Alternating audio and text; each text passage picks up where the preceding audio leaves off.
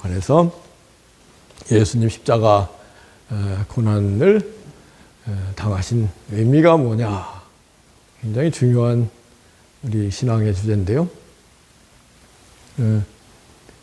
오늘 마태복음 16장에서는 예수님이 순환당하시는 이유에 관해서 내가 실상을 너에게 말하니 내가 너희를 떠나는 것이 내가 순환당하고 또 결국은 또 부활하시고 승천하시는 거 아니겠습니까? 그것이 너희에게 유익하다.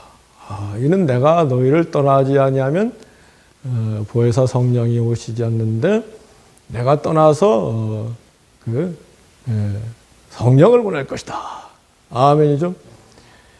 그래서 이러한 예수님의 순환, 고난을 앞두고 제자들이 근심하는데, 그게 오히려 우리에게 유익하고 놀라운 구원이 된다. 그걸 깨달아야 된다고 생각합니다. 우리가 이 세상 살아가면서 어려운 일들을 겪는데, 그것이 오히려 우리에게 유익한 일이 될 수 있다. 이것을 깨닫는 사람이 지혜로운 사람이랄까요? 지난주에 제가 제일 큰 은혜를 받은 일은 우연히 원종수 의사 그분 이렇게 뭐가 떴어요.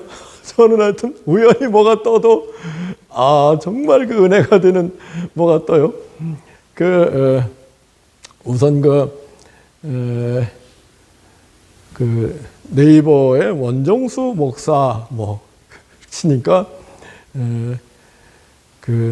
전부 그분 한 2시간짜리 간증을 말로 옮겨놓은 그런 게 읽어가면서 복습을 하면서 얼마나 은혜가 충만한지. 그리고 또 유튜브도 또 이렇게 올려놨어요. 2시간짜리. 그분이 여기저기 다니면서 간증을 하는데, 처음에 간증한 게 좋은 것 같아. 2시간짜리 간증 끝부분에서, 지금은 이제 완전히 미국에서 자리 잡고, 암 치료에 관해서 상당히 뭔가 효험이 있다고 할까요? 그래서 사람들이 많이 오고, 여러분들 아직 원종수 의사 이분이 누군지 모르는 사람 또는 원종수 유튜브를 이분 간증하는 걸 한 번도 안 본 분들이 있다면 꼭 보기를 권해드립니다. 얼마나 은혜가 넘치는지 말로 다 할 수 없어요. 근데 출발은 4살 때 장이 꼬여가지고 죽어야 되는데 어머니가 막 끌어안고 울면서 기도했다는 거죠. 뭐라고 기도했어요? 살려주면은 얘를 하나님 영광을 위해서 꼭 쓰겠습니다. 그러고 나서 이제 아버지가 돌아가셨다든가요. 그런데 이루 말할 수 없이 비참한 그런 상황이었잖아요.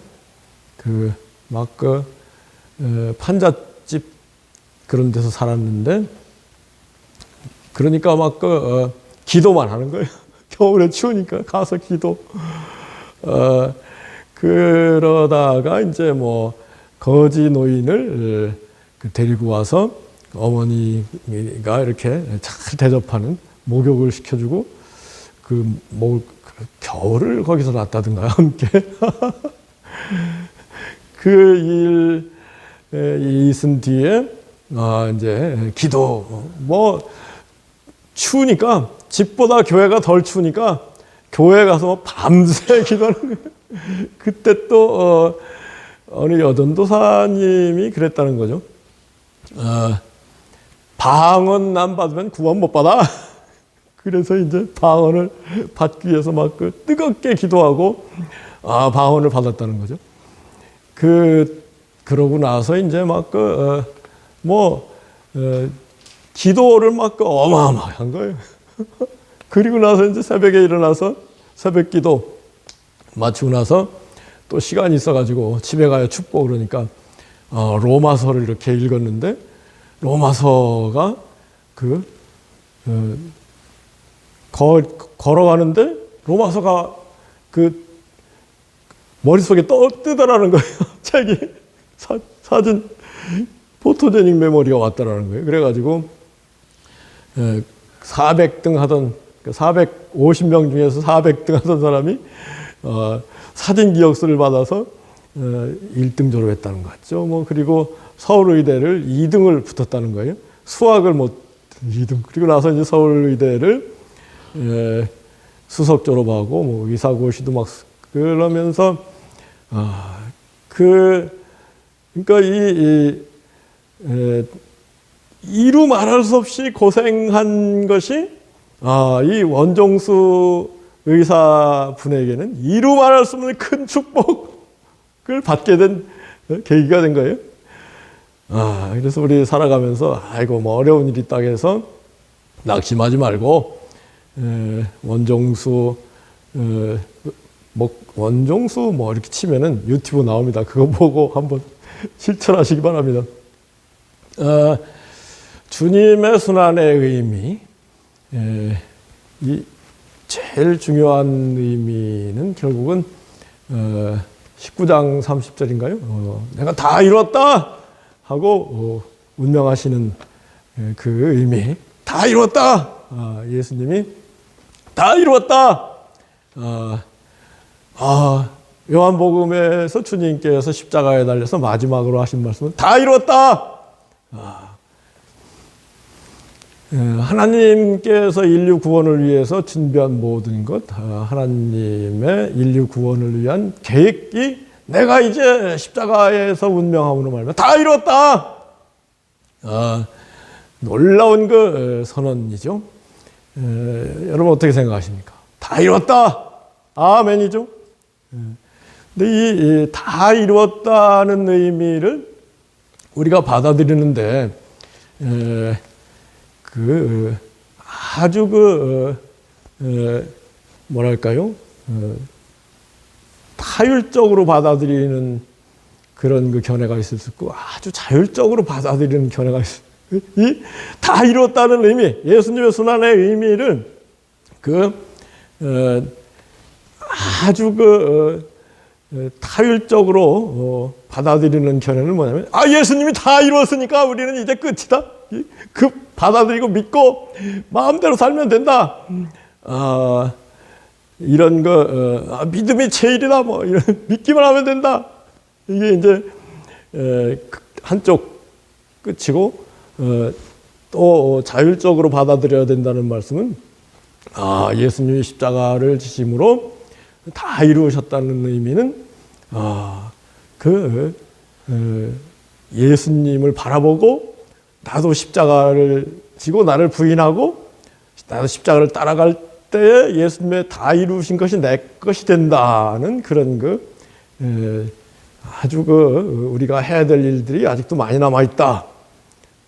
이런 양극단적인 견해가 있을 수 있습니다. 여러분은 어느 쪽이 좋으세요? 다 무조건 믿고 구원받고 천국 가 그게 제일이다. 그게 좋지 뭘 또 십자가를 지라고 그래. 예수님이 십자가 지셨는데. 어떻게 생각하세요?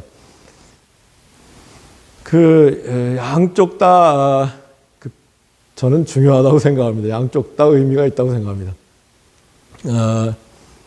그런데 한쪽을 배제해버리면은 이거는 조금 문제가 생긴다는 게 제 생각인데요. 우선 다 이뤘다는 걸 믿으면 끝난다. 그리고 뭐 우리가 더 할 거 있냐? 믿으면 끝이지. 이게 이제 일종의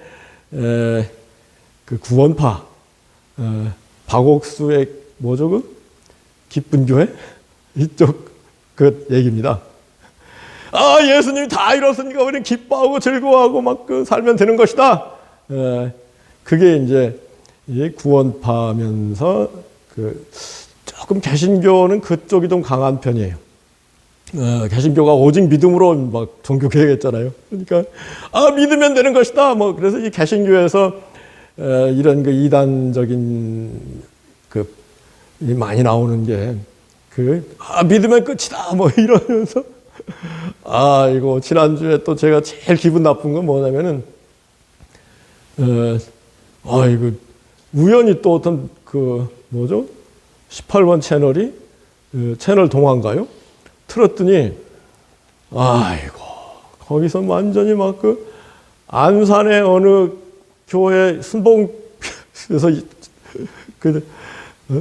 파문당한 목사인데 처제가 서울대 약대를 나왔던가요? 그리고 그 처제를 앞세워가지고 막 공부방을 한다고 하면서 사람들 불러 모아가지고 완전히 애들을 사육을 시키고 아이고 얼마나 이 비참한 그런 지경에까지 갔느냐면은 자기가 치과를 잘 안 가가지고 이빨이 없다는 거예요. 이빨이 막 시커멓게 없어. 그러니까 너희들이 정말로 나를 애들한테 너희들이 나를 정말로 사랑하면은 너희도 이빨 다 빼. 그래가지고 막 애들이 생리를 빼더라고요. 그러고 막 여러 가지 성폭력이 일어나고 그래가지고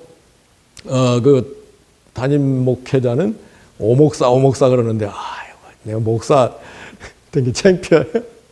오목사는 징역 25년, 그 다음에 부인은 징역 8년, 남동생 그러니까 약사 남편은 징역 4년 뭐 이렇게 확정돼가지고 지금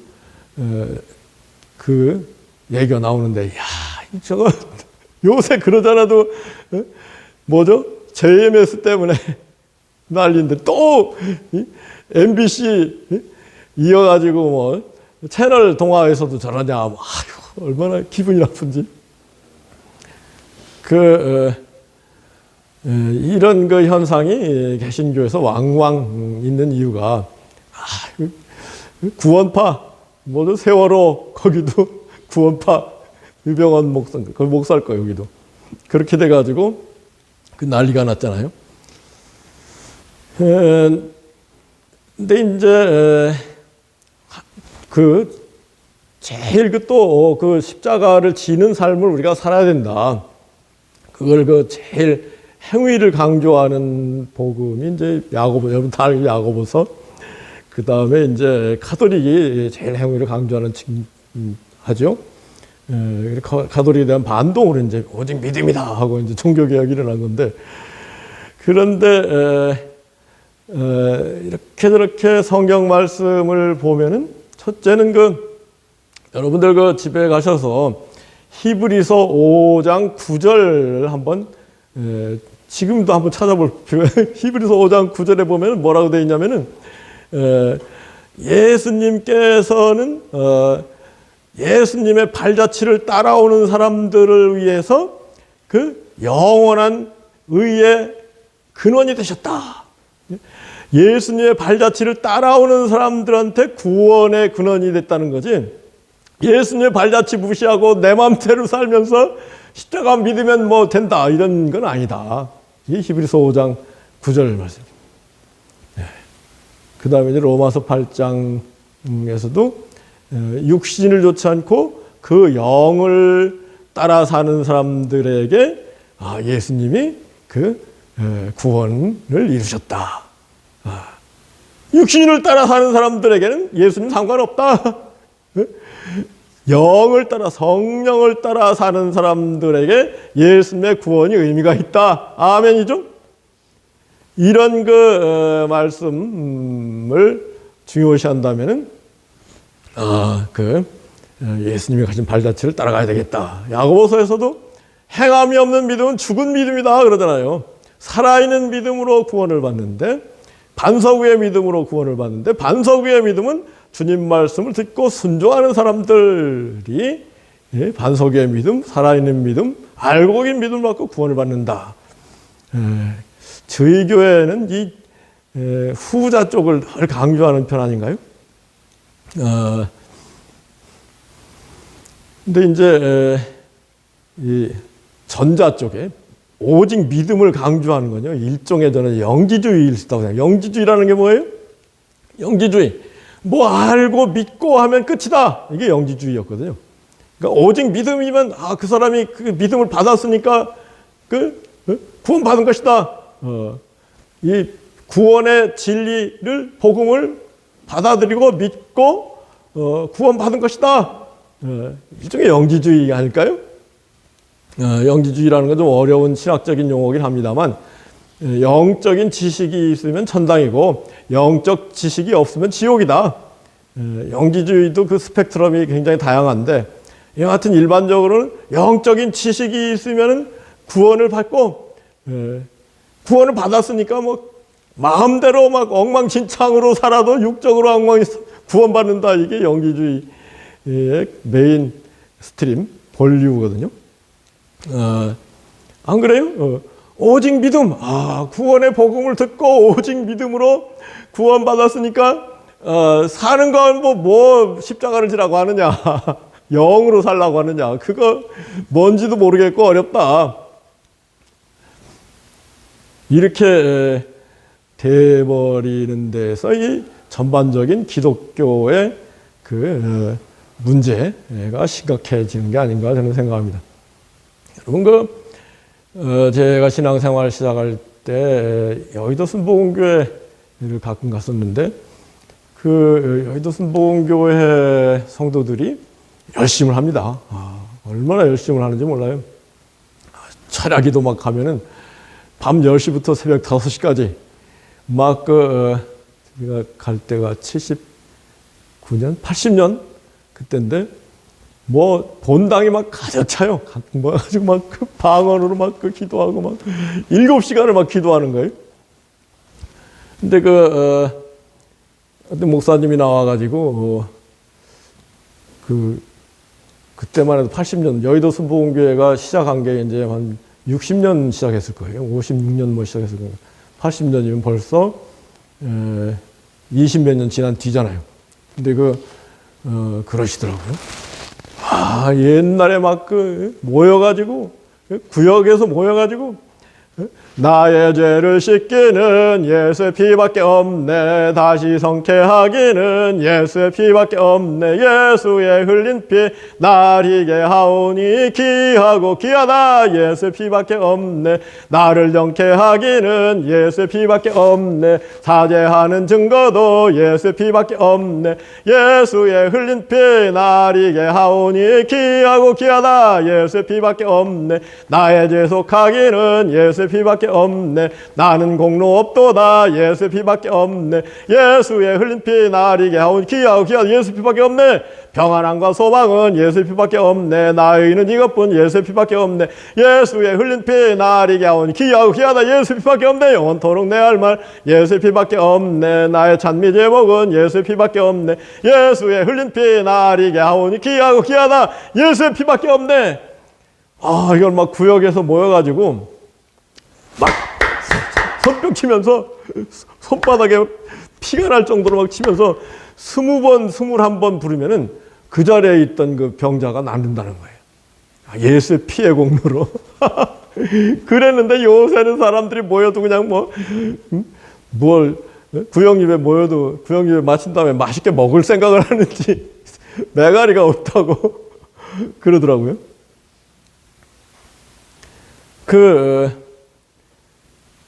원종수 목사 얘기를 신학도 하려고 하는 거예요. 원종수 의사 그분 얘기를 다시 한다면은 이분이 이거 서울의대 다니는데 또 갑자기 폐결핵이 왔어요. 옛날 그 원종수 의사가 52년생 저보다 한 4년 5년 선배인데 그러니까 대전에서 판잣집에서 의대 붙어가지고 왔는데 아르바이트를 막 2탕을 뛰고 기숙사에서 잘 먹지도 못하고 그러니까 폐병에 걸린 거예요. 그래가지고 죽기 일보 직전에 갔는데 목숨 걸고 막 산에 올라가서 하나님 때를 썼다는 거예요. 하나님 하여튼 죽여주든가 낫게 해든가 병원에서 죽으라고 그랬는데 기도했는데 목숨 걸고 기도했다는 거 아니에요. 예? 그랬을 때 성령이 와가지고 자기를 고쳐줬다는 거죠. 예? 그래서 지금까지 온 건데, 이게 우리가 여러 가지 문제가 있으면서 예수님 믿기만 합니다, 뭐 이래서 안 되고, 기도를 뭐 세게 하든가 찬송을 세게 하든가. 저는 요새 하여튼 찬송으로 한번 승부를 걸어보려고 찬송가 4절까지 막 150장 외워놓고, 어제도 막 오늘 마지막에 부를 찬송 외웠네요. 근데 찬송 한번 외우려면은 50번 해야 돼요. 50번 해야 착착착착 나오게 되는데, 제가 머리가 좋은 편이니까 50번인가요? 머리 나쁘면 100번. 근데 50번 하는 게 은혜예요. 안 그래요? 예? 금방 한 번 하고 딴점 피우면, 한 번에 외우고 딴점 피우면 뭐가 소용이 있겠습니까? 예? 자꾸 하면서 은혜가 정말로 여러분, 하나님을 가까이 하라. 하나님께서 가까이 하시리라. 아멘이죠? 열심을 내야 됩니다. 예? 열심을 다해서 기도, 말씀, 제가 계속 유튜브에서 예수님 말씀, 구구단처럼 뭐 사복음서에 159절 외우자, 뭐 나머지 신약에서 뭐 100절 외우자, 뭐 구약에서 50절 외우자 하고 뭐 계속 만들어가고 있잖아요. 그래서 저는 한번 열심히 해보고 싶어요. 정말 원정수 의사분 열심을 내고 하나님을 살아계신 하나님, 원정수 의사 선생님만의 하나님이겠습니까? 정말로 은혜가 되는 부분이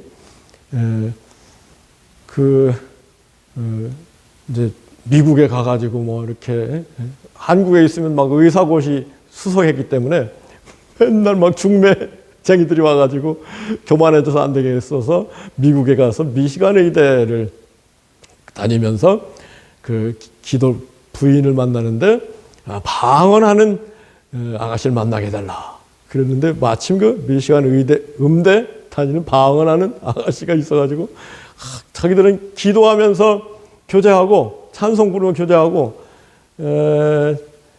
이제 뭐 어머니가 미국에 오고 그랬을 상황인데 결혼식하고 그리고 신혼여행을 어디로 갔어요? 네? 금식기도원으로 어머니 모시고 대단한 사람이. 신혼여행을 어머니 모시고 금식기도원에서 가서 했다. 참 좋은 분이. 그리고 뭔가 하나님을 가까이 하고 싶은 그런 마음이 막, 애들, 딸들, 큰딸이 레베카, 작은딸이 사라, 아들이 누구라, 조슈아인가, 뭐, 이녀 일남을 낳는데, 이제 암 치료 막 하고 돌아오면은, 애들이 막 안긴다는 거예요. 그러면은, 큰딸, 레베카, I love you. I miss you. missed you. I missed you. 내가 너를 사랑한다. 내가 너 그리웠다. 안아주고. 그 다음에 둘째, 사라. 사라는 정이 많아서 탁 끌어안고 막 서로 끌어안으면은 얼마나 세게 끌어안는지 갈비뼈가 우두둑. 그리고 손잡고 할렐루야, 할렐루야, 할렐루야, 할렐루야, 할렐루야, 할렐루야, 할렐루야, 할렐루야. 그렇게 서로 사랑 찬송하고 막 하면은 천국이 따로 없다. 거기가 천국. 예수님 말씀, 살아가는 곳에 천국이 많다. 아멘이죠? 예. 지난주에 제가 성찬의 의미를 얘기하면서 누구 얘기했어요? 알프레드 노벨에 관해서 얘기했잖아요. 알프레드 노벨을 얘기를 했는데 왜 알프레드 노벨을 얘기했는지 제가 중간에 끊겨가지고 그냥 알프레드 노벨만 얘기하고 그만뒀어요. 그래서 오늘 알프레드 노벨을 얘기한 이유를 하고 또 그 다음에 이제 제가 지난주에 공부한 게 알렉산더 솔제니친 노벨 문학상 솔제니친 공부했거든요. 솔제니친에 대한 얘기를 하고 마칠까 하는데 알프레드 노벨이 그런 어마어마한 다이나마이트를 만들어 돈을 어마어마하게 모을 수 있었는데 그거는 다이나마이트 문제를 해결하기 위해서 목숨을 걸었기 때문에 그래요. 심지어는 알프레드 노벨이 동생이 죽었잖아요. 공장이 폭발해가지고. 그래가지고 알프레드 노벨이 다이나마이트를 만들어가지고 막 그 세계의 물질이 100배, 1000배, 10,000배로 생산돼 버렸어요. 지금은 조금만 그렇게 생각을 하면은 굶어 죽지는 않는 그런 시대예요. 그러니까 이 지구상에 이 산업혁명, 특히 하여튼 알프레드 노벨의 다이나마이트와 함께 막 어마어마한 생산력이 막 늘어나가지고 지구상에 막 그 물산이 막 풍부해요. 그것 다 조금만 생각하고 사람들에게 나눠주면은 굶어 죽을 사람은 없는 그런 시대. 전 지구적으로.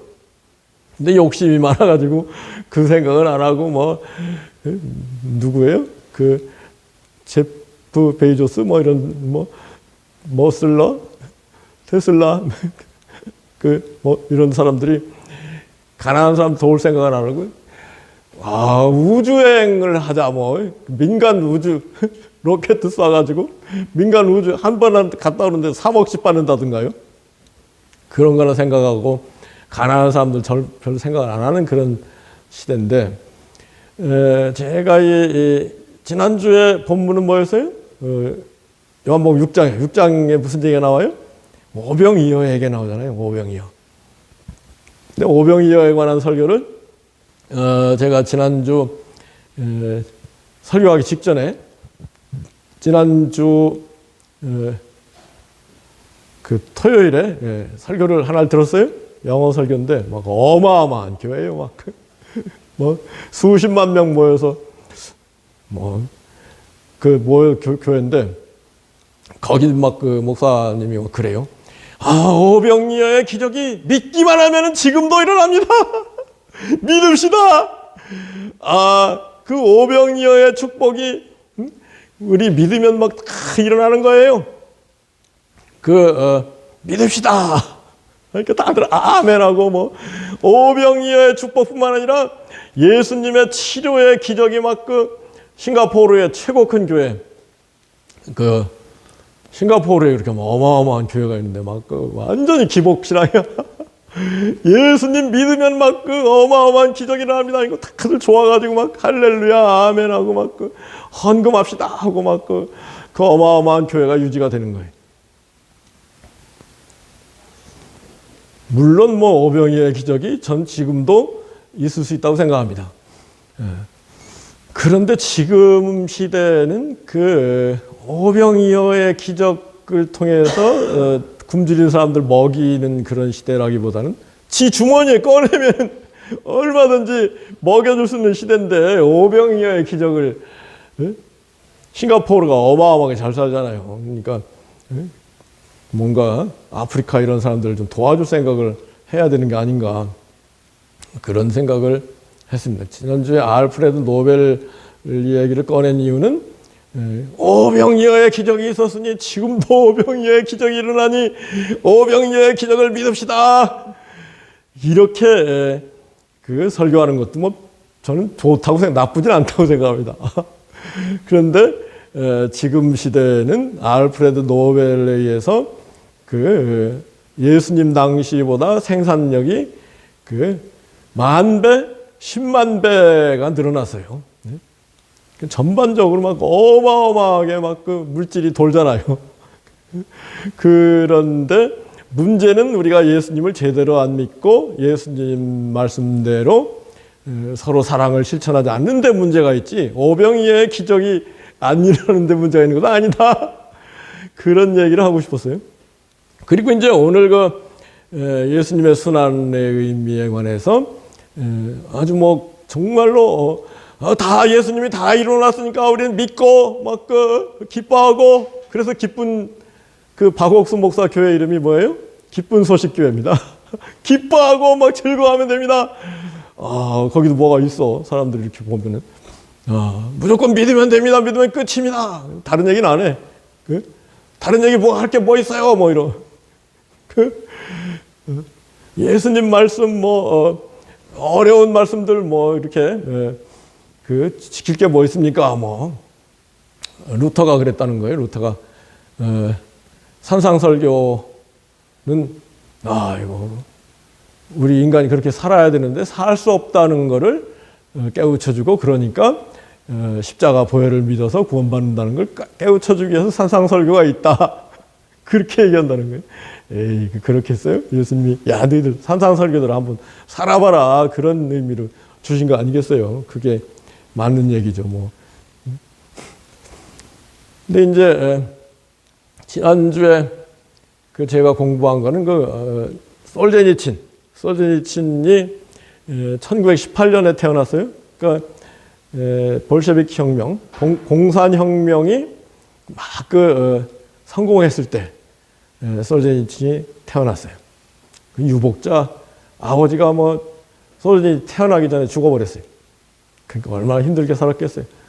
머리가 좋아가지고 뭐 이것저것 하고 싶은 게 많았는데 결국은 뭐 공장 기술자 뭐 이런 학교를 갔더라고요.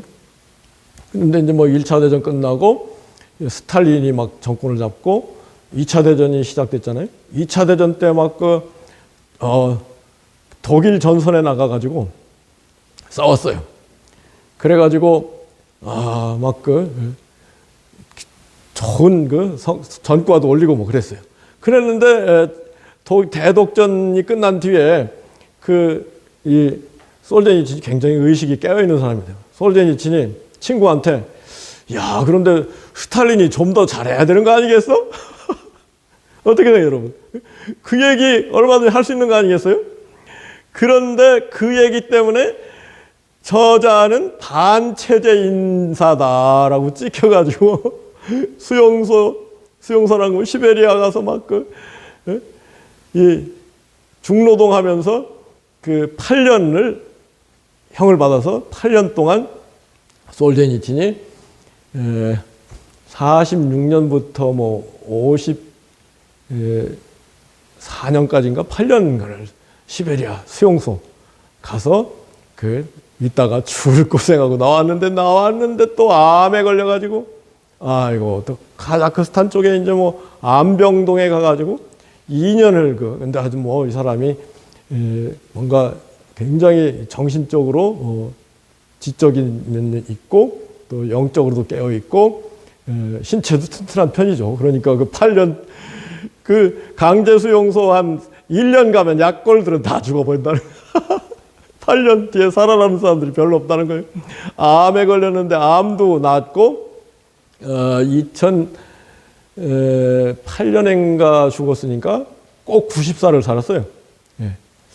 그런데 이제 솔제니친이 수용소에서 산 경험을 쓴 소설 이름이 뭐예요?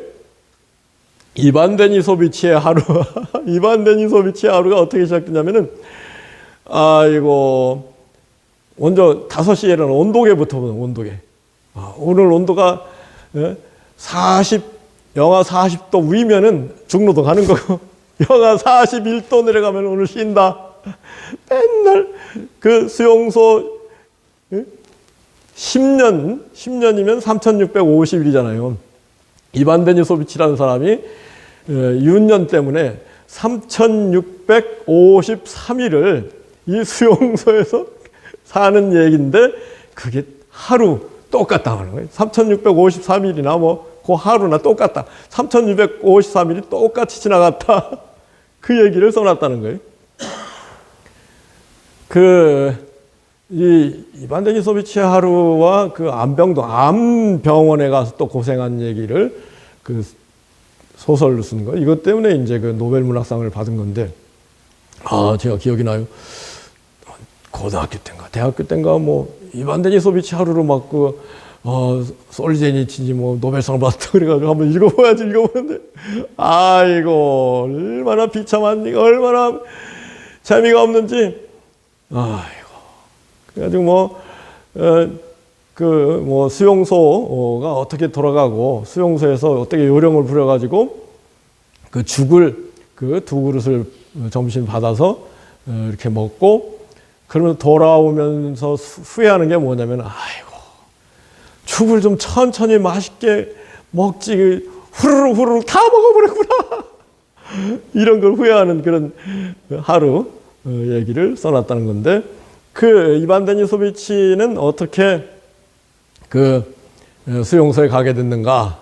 그것도 흥미진진해요. 아세요?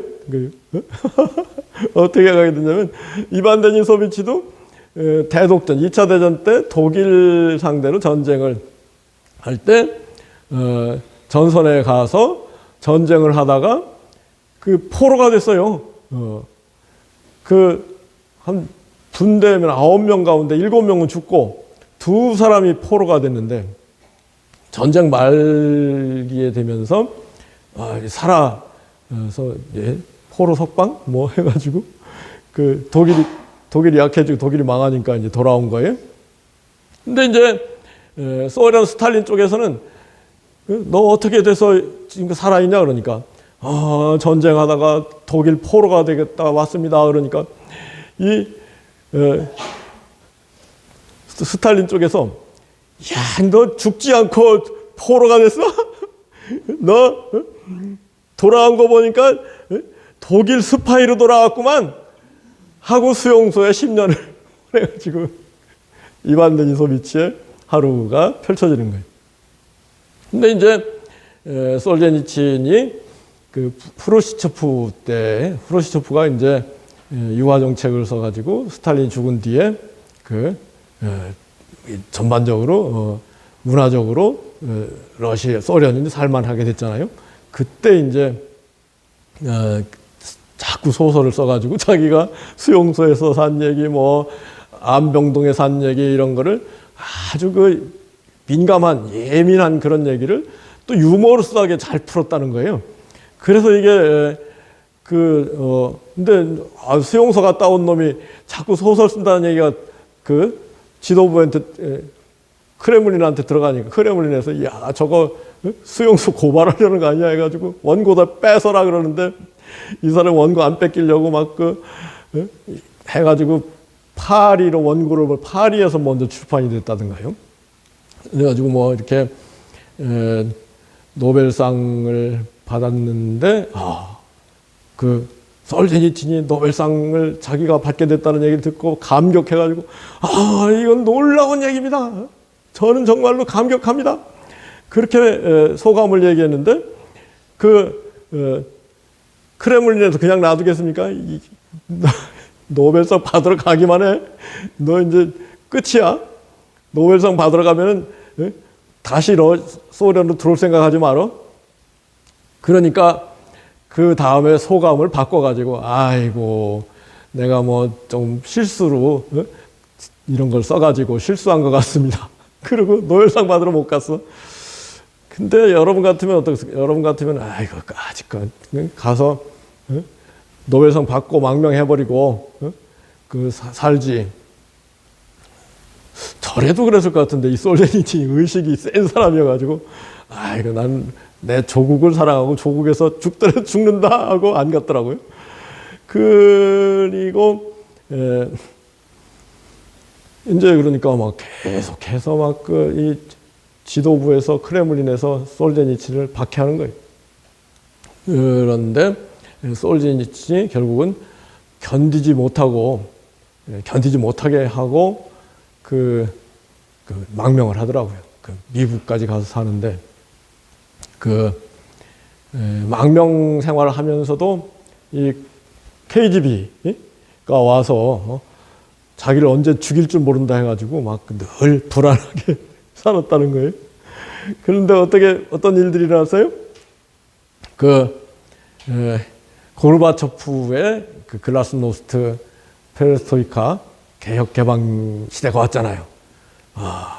그래서 이 러시아를 소련으로 돌아가더라고요. 근데 이 소련으로 돌아가서 이제 의식 있는 그 문학적인 역할을 하는데, 소련으로 돌아가기 전에 이 미국에 살면서 이 사람이 뭐 소련 사람들 살 길은 기독교밖에 없어요. 여러분들 계속 메시지를 보내는 거예요. 메시지를 보내면서 소련 사람들 다 회개하고 기독교 믿어야 됩니다. 그 얘기를 막 열심히 하니까, 여러분 그 기독교 노벨상이 뭐예요? 템플턴상이라고 그 노벨상보다 상금이 많아요. 그 미국에서 그걸 줬더라고, 솔제니친한테. 근데 이 솔제니친이 굉장히 아까 처음에 소련을 안 떠나려고 한 거에서 알 수 있듯이 좀 국수주의적인 그런 사람이더라고요. 그래가지고 문호가 열리니까 뭐 금방 또 소련으로 들어갔어요.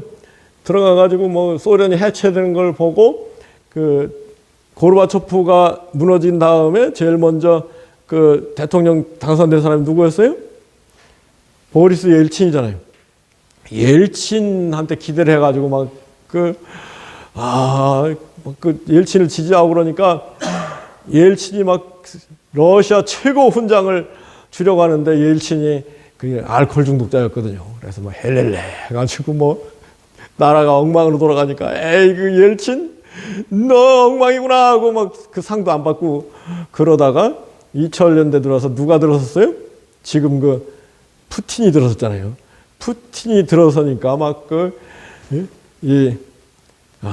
솔제니친이 푸틴 최고다 하다가 죽었더라고요. 그래가지고 그 끝은 별로 안 좋은데 푸틴이 저렇게 될 줄이 알았겠습니까? 하여튼 뭐 근데 솔제니친 얘기를 제가 길게 하는 이유는 여러분들 가운데도 수용소 생활보다는 뭐 1000배 만배 낫죠. 그런데 몇십 년을 고생한 사람들이 있잖아요. 그 사람들이 그 고생이 고생으로 끝나서야 되겠습니까? 그죠? 그 원종수 의사도 고생이 고생으로 끝나지 않고 주님의 영광을 크게 돌리는 그런 그 사람이 됐고, 솔제니친이 그 고생을 승화시켜서 노벨상도 받고 템플턴상도 받고 그런 걸 본다면 절대로 예수님의 순환의 의미, 예수님은 비참하게 십자가에서 죽으셨지만 그 예수님의 그 순환 통해서 우리가 구원받고 예수님에는 길이 없다. 그러면서 우리가 살고 있잖아요. 그런 의미에서 근데 이제 순환의 의미를 구원파적으로 영지주의적으로 그냥 믿으면 끝난다 이렇게 해가지고는 죽도 밥도 안 되고 아무것도 안 돼요. 절대 뭔가 목숨 걸고 신앙생활 열심히 할 때 하나님이 나타나고 하나님이 살아계신 걸 보여주고 도와주고 이런 거 전화위복이 되는 것이지, 그냥 티미하게 다 예정이니까 끝난 거지 뭘 더 하라고 합니까? 이런 식으로 해가지고는 그 밥에 그 나물에 그 타령밖에 안 되는 거예요. 하여튼 여러분들도 한번 열심을 다해서 아멘이죠? 열심을 찬송 부르고 열심을 다해서 기도하고 열심을 다해서 말씀을 사랑하고 그리고 또 전도하고. 저한테도 몇 가지 기적이 일어나는데요. 열심을 다했을 때 기적이 일어나. 하나님 만나줄 때 하나님 정말로 저를 만나주시고 축복하시고 여기까지 왔는데 열심을 다할 때예요. 주말마다 가가지고 10시부터 새벽 5시까지 줄기차게 철야기도 하고 새벽기도 하고 그러고 말씀을 외우고 그러고 나서 제가 연수원 1등 졸업했거든요. 그것도 역사가 나타났고. 그 다음에 전도도요. 보통 한 번 전도하면 막 10,000명한테 전도하는 전도 진짜 10,000명씩 뿌려. 그러니까 하나님이 너 정말 나를 사랑하는구나 하고 막 그 축복을 안겨주는 거예요. 지금도 제가 정말로 이렇게 살아가는 걸 일주일 사는 걸 보면요. 예수님한테 미쳤어. 제가 찬송에 미치고 예수님 말씀에 미쳤어. 뭔가 기적이 또 일어나리라고 믿습니다. 여러분들도 한번 함께 동참하면서 놀라운 하나님의 권능을 체험하고 하나님께 영광을 돌리는 우리 모두기를 예수 그리스도로 축복하고 기도합니다. 아멘. 아멘.